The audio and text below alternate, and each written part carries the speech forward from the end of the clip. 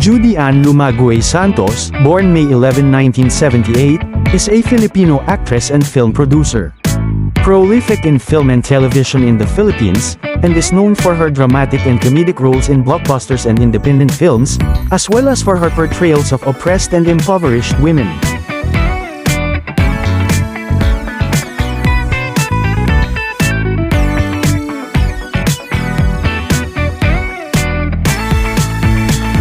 She has received various accolades, including a Cairo International Film Festival Award, a Fantasporto International Film Festival Award, a Gawadorian, 2 Luna Awards, 3 Metro Manila Film Festival Awards, and 3 FAMAS Awards.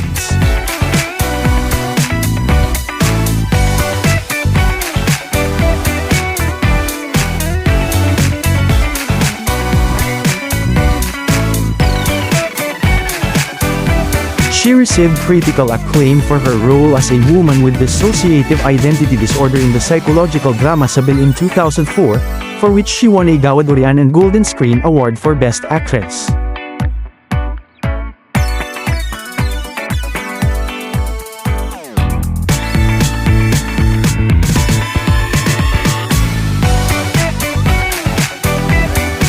She is also a chef and a restaurateur. In 2015, she wrote a cookbook called Judy Ann's Kitchen, which won a Gourmand International Cookbook Award for Best Authors and Chefs Outside Europe. Santos is married to Ryan Agoncillo, with whom she has 3 children.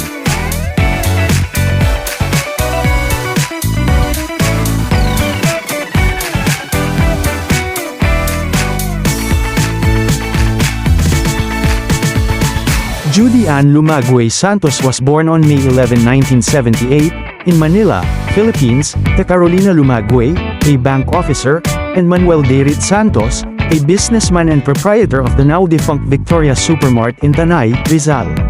She has 2 older siblings, Jeffrey and Jacqueline. The family soon moved to Antipolo, Rizal, where Santos's father worked.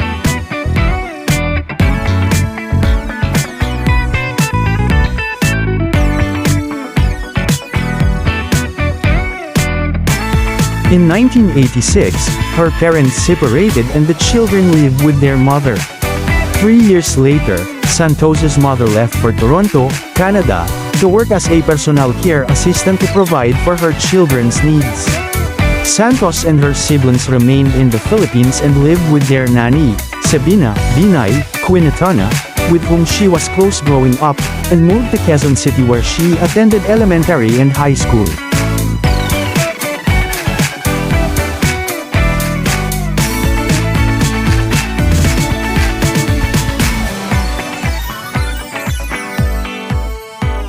Santos has been regarded as one of the most talented and accomplished Filipino actresses of her generation. Having appeared in more than 50 films and numerous television series since her career began as a child actress, a journalist from the Philippine Star believes that Santos can lay claim to one of the most successful entertainment careers in local Tinsel town.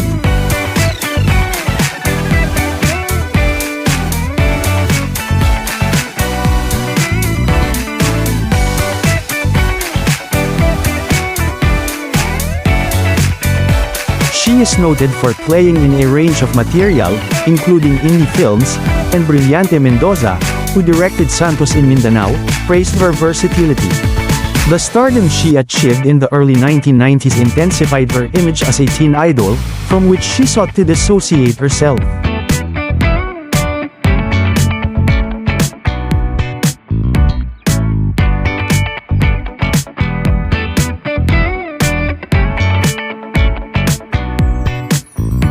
Early in her career, Santos was particularly known for playing oppressed and impoverished women, and specialized in martyred characters. She is also noted for her ability to cry on cue, often asking directors how they want her to specifically cry.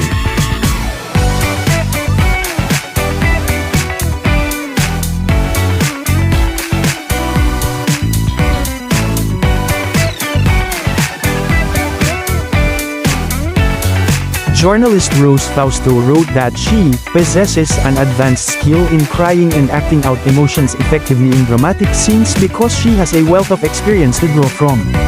Gael Laga described Santos's vulnerability saying, "It's easy for her to cry, sometimes, even before the camera starts rolling, so what she does is blank out her mind and wait for the take."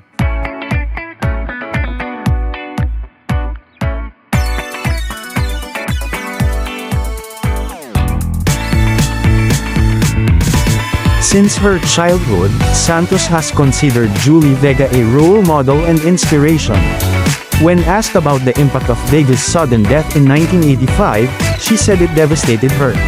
She cited Sharon Cuneta, Vilma Santos and Nora Honor as her influences, and also admires the generosity of Dolphy and Fernando Poe Jr.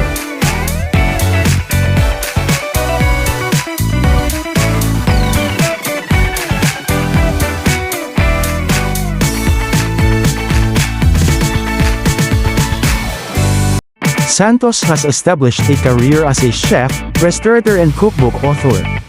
In the early 2000s, she became involved in the restaurant business and purchased Caf Kilimanjaro and Caf Carabana in Diliman, Quezon City, both of which eventually closed.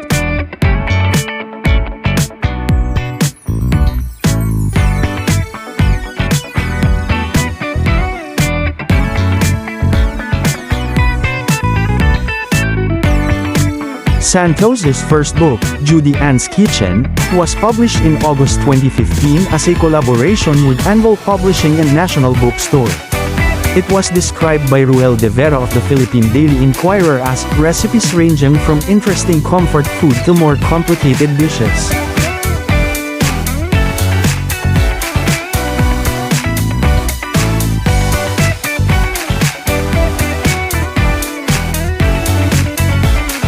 Santos's passion for cooking comes from her experience as a child actress being around caterers and later from her decision to attend culinary school. There's something about preparing meals for the people who matter in your life. You can show your love and care for them by simply sharing the food you prepared. I see that good food can put smiles on their faces, and I consider it an accomplishment that I am able to make people happy with the food that I cook," she said.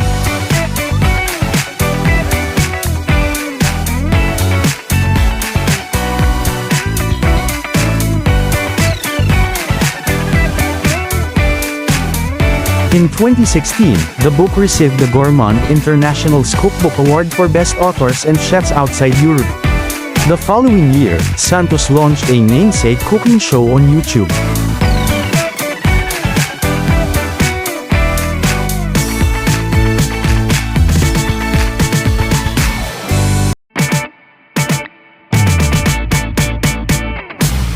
Santos co-owns Ingridobo, a Filipino restaurant in Malate, Manila, that opened in May 2019. A second location opened in Alabang, Muntinlupa, a year later. The restaurant and signature dish's name is a portmanteau of Ingri Adobo, which originated from an argument between Santos and her husband Ryan Agoncillo.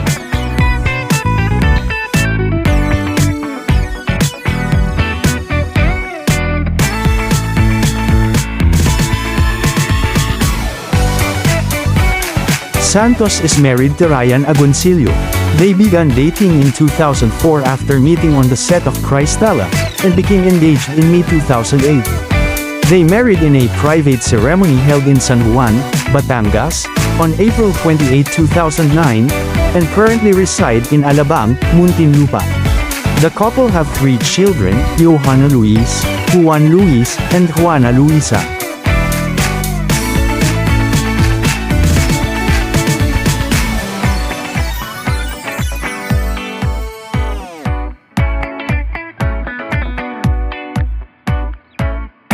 In 2006, Santos received a star on the Philippines Walk of Fame. She was named Yes Magazine's Most Beautiful Star in 2007 and has been included in the annual beauty list in 2008, 2009, and 2018.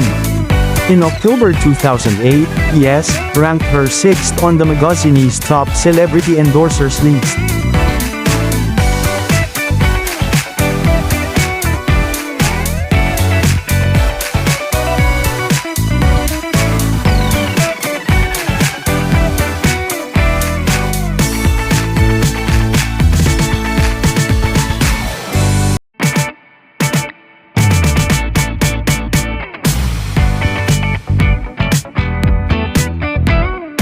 Welcome to the amazing world of Thousand Vlogs.